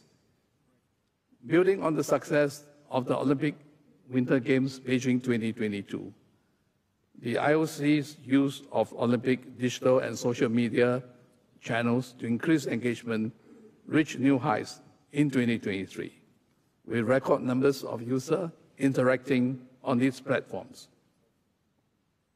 The success of the inaugural Olympic Esports Week marked major steps in IOC's efforts to support the development of virtual sports within the Olympic movement and engage with competitive gaming community. The IOC continues to strengthen its governance principles, the integrity of sport, and protecting clean athletes, not least through its constant vigilance against the threats of doping and competition manipulation. In collaboration with our commercial partners, the IOC ensures long-term resilience and stability, supporting the athletes, promoting the Olympic Games and Olympic values, and building a better world through sport. As presented in this annual report, the IOC's risk and assurance system is a core element of its governance model. An effective model helps the IOC to reduce potential risk and take advantage of opportunities while ensuring that it can fulfill its mission and objectives. The IOC follows the international recognized three lines model for risk management, distinguishing three groups with different roles and responsibilities. The first line consists of operational functions that own and manage risk, and which are embedded in IOC's day-to-day activities. The IOC's department ensures risks are identified, reported, evaluated, and responded in a very timely manner. The second line consists of the managerial function that helps build and monitor the first-line controls. It provides an oversight function ensuring that controls, frameworks, policies, and procedures are set up, aligned with IOC's objectives, and implemented throughout the administration. And the third line consists of the independent functions that provide assurance to the organizations, governing bodies, and the Director General on how effectively the organization assesses and manages its risks. The independence of these functions is critical to guarantee objectivity. In this three lines model, the IOC governance third line comes under the authority of the IOC President, with the Ethics Commission and the Audit Committee. The external audit is also an element of governance structure. In line with the Swiss law, Risk and Internal Control Unit supports the IOC's business function and regularly tests the design and operation effectiveness of the IOC's internal control system. The unit also coordinates an annual control self-assessment campaign, conducts risk assessment campaigns twice a year, and prepares the annual IOC group risk report that is shared with the Audit Committee and the IOC management. The unit's job is to reinforce the governance of IOC processes and to ensure internal and external compliances while addressing continuous performance improvements. The unit manages speak out internal reporting line and involves the human resources whenever it's required. In the framework of governance model and internal control, the Operational Excellence Program has continued to deliver improvements and simplifications across the departments through various internal control processes and data management initiatives. The key projects include workflow automation reduction, end-to-end contract approval flow time by 51%, procurement categorization aligned with international standards, integration of our contract and management platform, Ariba, with SAP, increasing automation, eliminating duplication of tasks, and reduce end-to-end processing time, as well as simplify contracting for low-risk procurement contracts.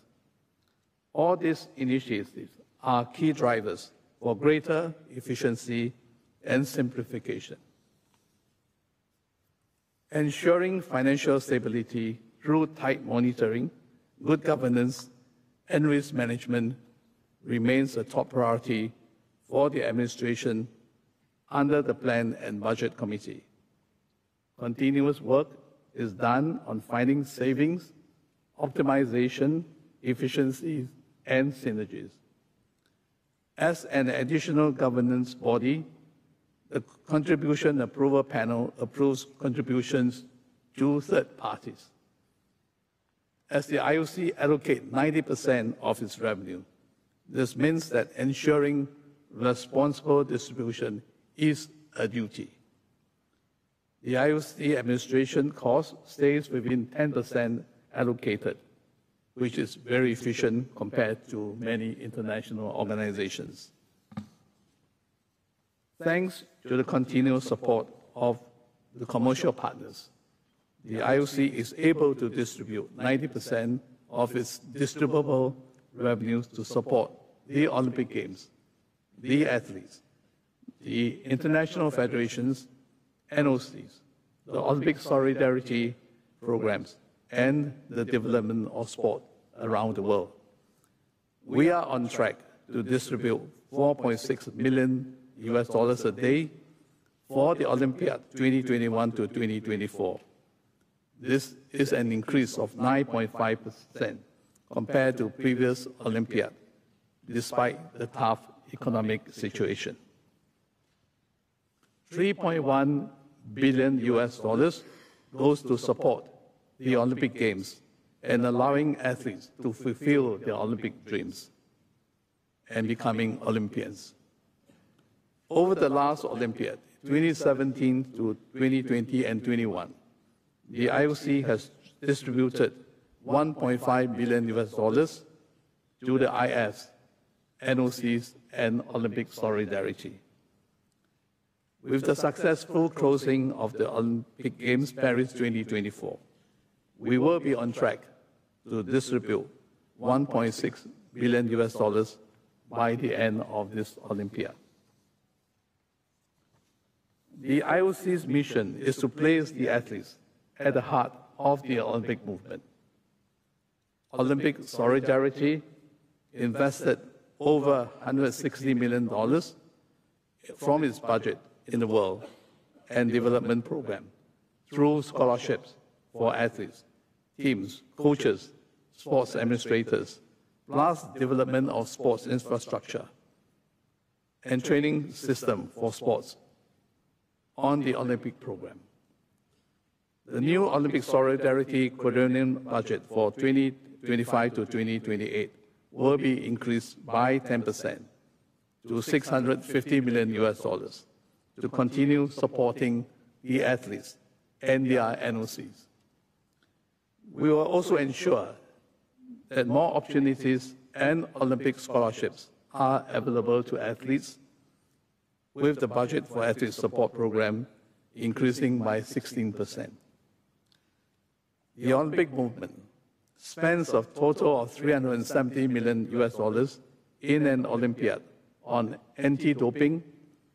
The IOC's contribution enables the operation of WADA, ITA, and doping control during and after the Games. The IOC has secured a fund of $10 million for the ITA for the 2025 to 2028 Olympiad.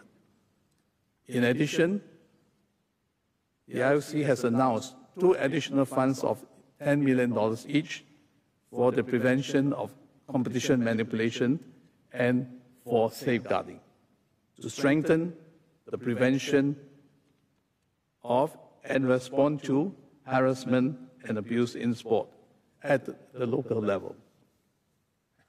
Our commercial partners are hugely energized by the Olympic Games Paris 2024. They are looking forward to experiencing an edition of games that will bring back the unique festive atmosphere of global celebration, both in and outside the venues. This is reflected in the fact that our partners are launching more Olympic promotions and inviting more guests and executives than ever before. Their support and expertise have helped to make these games wide open, and their activities will ensure that the union atmosphere comes alive across the city during the games.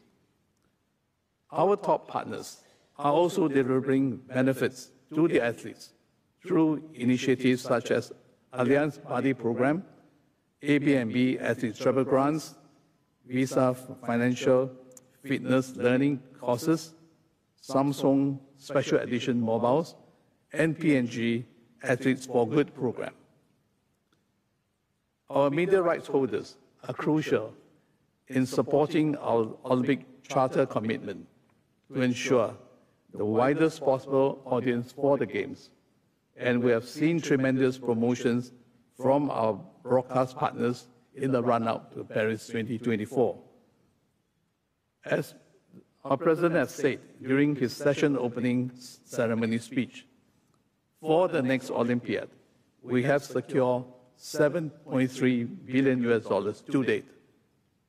Beyond that, for the Olympiad 2029 to 2032, we have already secured $6.2 billion, with more in the pipeline.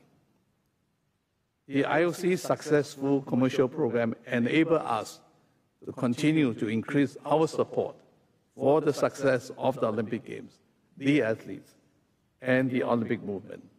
It provides financial security and stability for the Olympic movement. Dear colleagues, from this position of strength and stability, we have every reason to be confident about our long-term financial future. Even if changes would happen, this makes us stronger. I would like to assure you that thanks to the support of our financial partners, we will continue to pursue our mission to make the world a better place through sport. Beyond financial support, our partnerships have been critical to enable delivery of a broad range of Agenda 2020+5 recommendations. In particular, across digital transformation, sustainability, and equality, supporting the financial, fiscal, and mental well-being of athletes of Olympic teams throughout the world. We will continue to utilize the expertise of our partners as we progress our change agenda to support athletes, the Games, and the movement as a whole. For example, through the implementation of Olympic AI agenda. The 2023 IOC financial statements consolidate the result of all activities of IOC entities presented here. As in previous years, in the interest of good governance and transparency, these accounts were prepared in accordance with IFRS standards, which are higher than legally required. We are continuing our journey towards operational excellence, which started with Olympic Agenda 2020, to ensure the highest standards across all our entities. Olympic Agenda 2020+5 remains the priority and guides in terms of good governance, internal control, and operation excellence. I wish here to commend the work of the administration and the IOC Finance Department, in particular, for their efforts in closing these accounts. This was done in full compliance with the highest level of internal governance and as recognized by the Audit Committee and the External Auditor. The Finance Commission, the Audit Committee, and the IOC Executive Board unanimously pre-approved the 2023 consolidated financial statement following the positive audit result and unqualified statements issued by PwC. A big thank you to our external auditor for their work. As you can see in the IOC 2023 consolidated financial statements, the IOC maintained a healthy and strong financial position with total assets of $6.5 billion as at 31st December 2023. The total cash and other financial assets included in both current and non-current assets total $5.9 billion, representing 91% of total assets. The liability of $2.7 are more than fully recovered by the current assets, illustrating IOC's overall financial health and long-term sustainability. The IOC fund balances stood at $3.8 billion, or 59% of its total financial position. Let me also take you through our strong financial performance, which has allowed us to continue our mission. The IOC recognized $0.9 billion, or 900 million, in total revenue, mostly from top program marketing rights.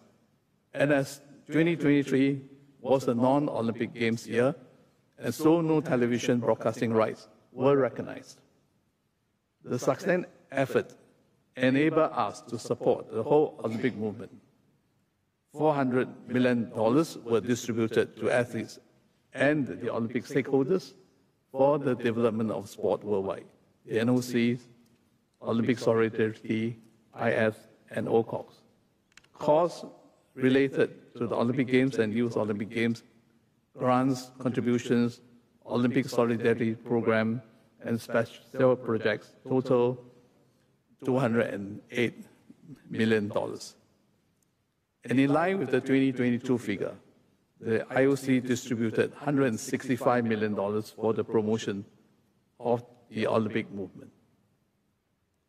Operating expenditure was $185 million, a slight increase compared to 2022, but below the 2021 figure, despite rising inflation and the Swiss franc's strength against the US dollars. This was made possible thanks to the IOC administration's efforts to prioritize each initiative and drive cost efficiencies. For the third year in a row, the results of the year has an excess of revenue over expenditure by $201 million for 2023. While there have been significant movement in the financial markets since the beginning of the year, first of all major equity markets have produced positive double-digit performances. Europe and US have evolved in parallel, while the Japanese export industries are still benefiting from the extreme weakness of the yen.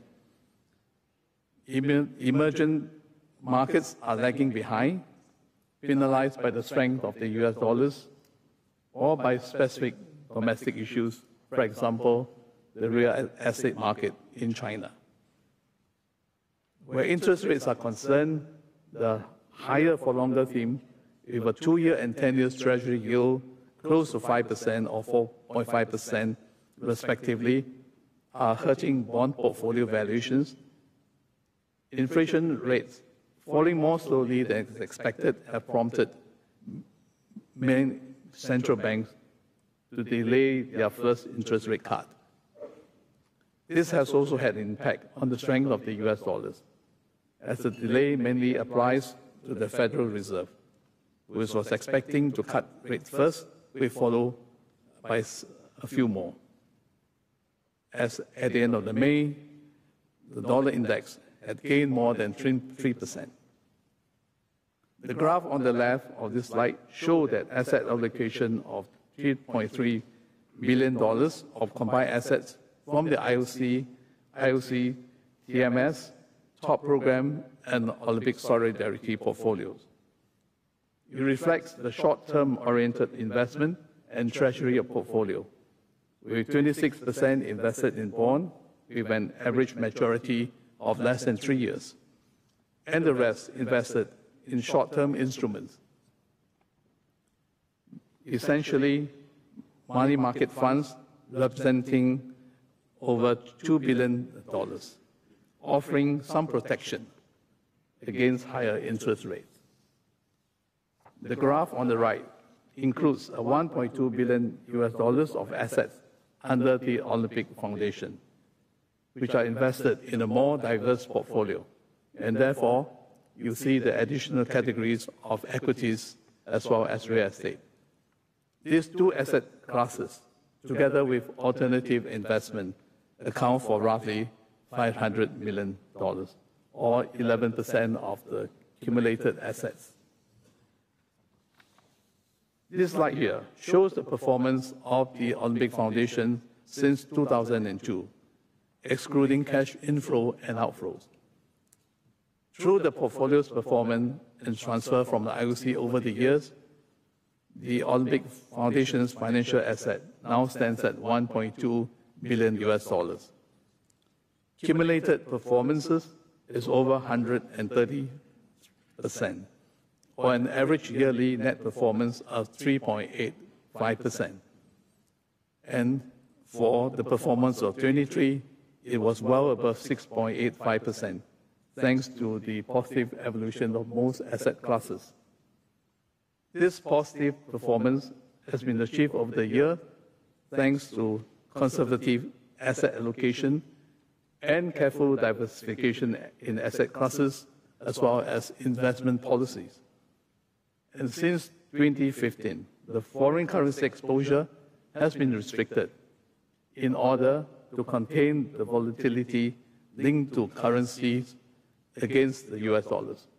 And this portfolio is monitored on a monthly basis by the Treasury Committee. The investment of the Olympic Foundation's assets follow limits set by asset management policies, which is reviewed every 2 years and approved by the Executive Board. With your permission, Mr. President, I will now give the floor to Mr. Travis Randolph from PwC, the IOC's independent auditor, to present to you the results of the IOC Financial Statements 2023. Mr. Randolph, please.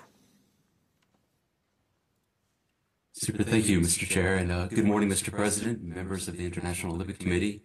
I'd like to just give a few words on the work of PwC as your external auditor. Firstly, I'd like to thank the IOC Financial Department, as well as the management, for their help in this year's closing. The PwC team was able to work closely with the IOC management to ensure all of the financial reporting and accounting considerations have been properly captured in the financial statements. And as a consequence, we were able to execute our audit basically to plan and without issue.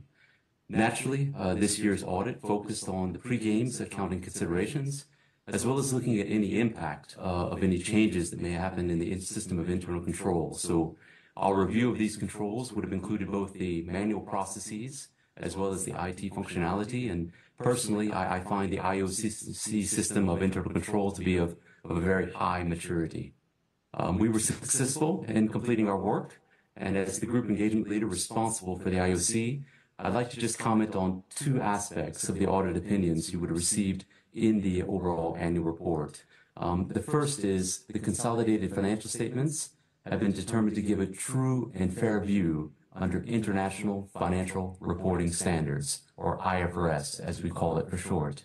Furthermore, the consolidated and statutory standalone financial statements both comply with Swiss law as well as with the Olympic Charter. Secondly, we confirmed in our report that the system of internal control basically complies with the instructions of the Executive Board without any issue. And so it's with these two confirmations that we do recommend that the sessions approves the statutory and consolidated financial statements, which are being presented here to you today. And with these recommendations, Mr. President, I've concluded my remarks as well. Thank you very much, Mr. Eng, so far already, and Mr. Randolph. Are there questions to the report by the Finance Commission or to our auditors? No. Everybody appears to be a little bit overwhelmed by the many good numbers you were giving there. There are no questions. Then I hand back to you, Mr. Eng, for presenting the decision proposals, please. Thank you, President. We are submitting for your approval the IOC Annual Report 2023. The 2023 IOC Consolidated IFRS Financial Statement and Swiss Statutory Financial Statements.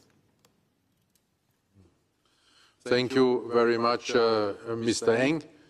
Then we can proceed with the vote. Who is in favor of this decision proposal as presented by Mr. Eng? Please raise your hand. You have to raise it very high, please, because from here we can hardly see you. Okay, I see at least a majority, but to be very sure, thank you for the ones in favor. Can I have the no votes, if any? Then raise your hand even higher. I don't see a no vote. Is this correct?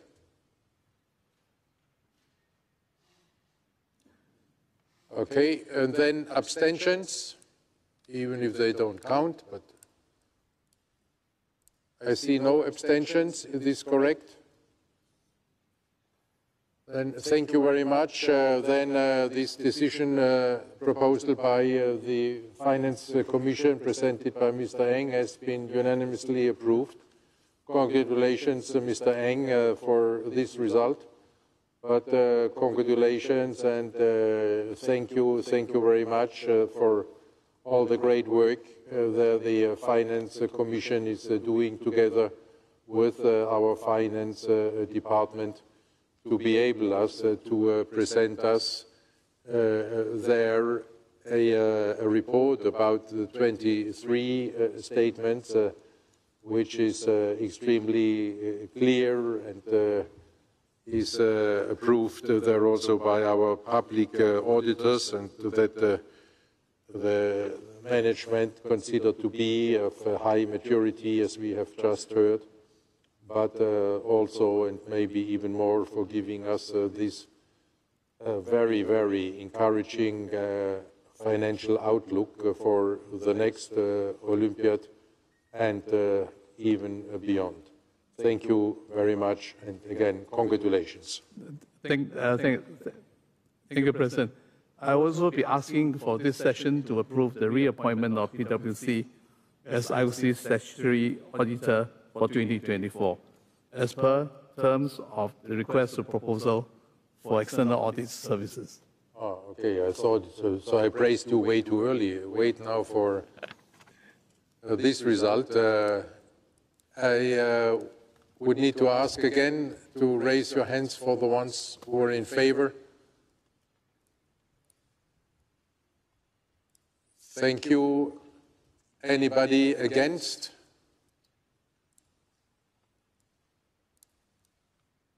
I don't see any no votes. Correct? Thank you. Abstentions? I also don't see any abstentions. Correct? Thank you. This was the last proposal? Thank you, President. And thank you, dear colleagues. Then finally, congratulations.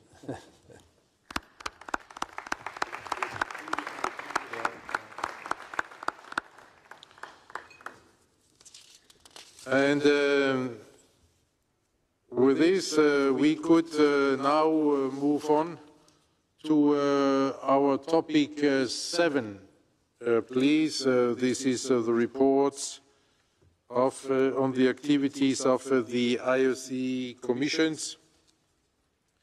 We have here the first chunk of written reports, so we follow the traditional procedure. I will ask you whether you have any question to the individual report, which, of course, you have all studied very carefully. Athletes Commission chaired by Mrs. Emma Terho. Are there any questions? No. Thank you and congratulations, Mrs. Terho. Athletes Entourage chaired by Mr. Sergei Bubka. Are there questions? No. Thank you and congratulations, Mr. Bubka. Culture and Olympic Heritage, Mrs. Kunying Patama Lesvantakul. Are there questions? No, also this report very clear. Congratulations, Mrs. Lesvantakul. Future host commission for the Games of the Olympiad, chaired by Mrs. Kolinda Grabar-Kitarovic. Are there questions? No. Congratulations and get ready for some hard work, Mrs. Grabar-Kitarovic. But it's a good way to have hard work with so many interested parties. Games Optimization Group, chaired by Mrs. Kirsty Coventry. Are there questions? No. Then congratulations, Mrs. Coventry. The Gender Equality, Diversity and Inclusion Commission, chaired by Mrs. Lydia Nsekera. Are there questions? No. Then also congratulations to you, Mrs. Nsekera. The Advisory Committee on Human Rights, chaired by Mrs. Pumsile Mlabon-Guka. Are there questions? No.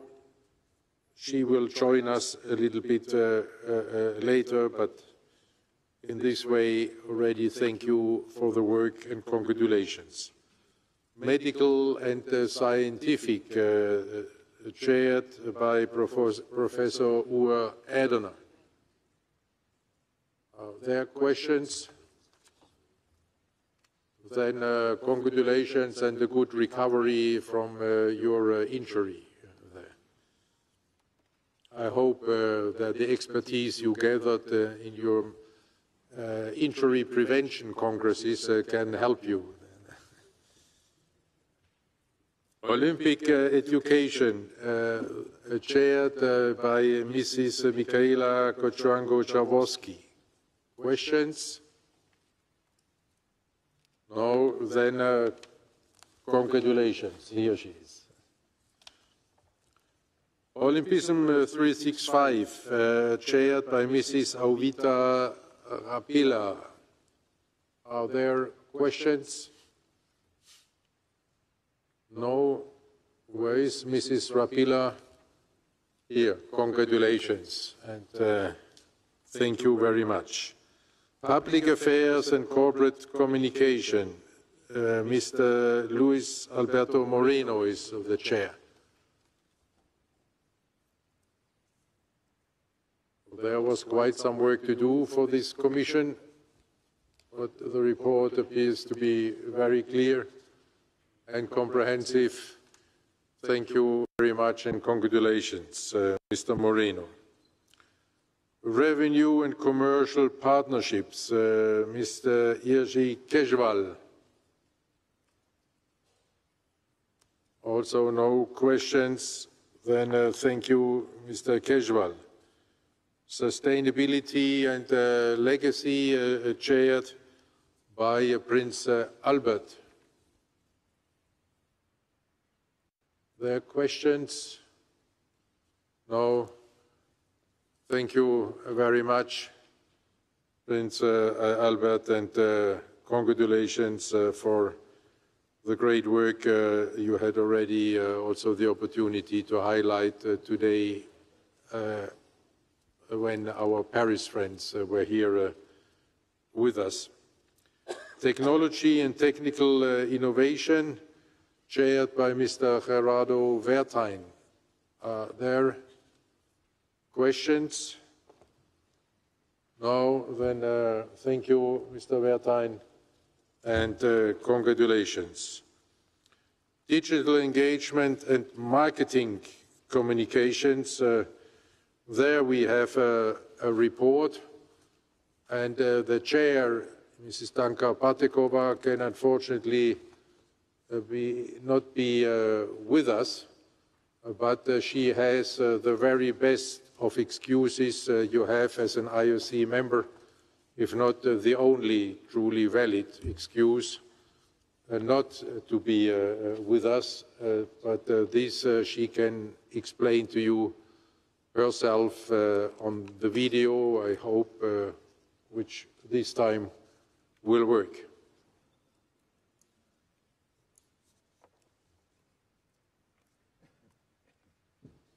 Thank you, President. Dear colleagues, ladies and gentlemen, I'm sending hi from the shooting range in Châteauroux, the place where the shooting competitions will take place in a couple of days.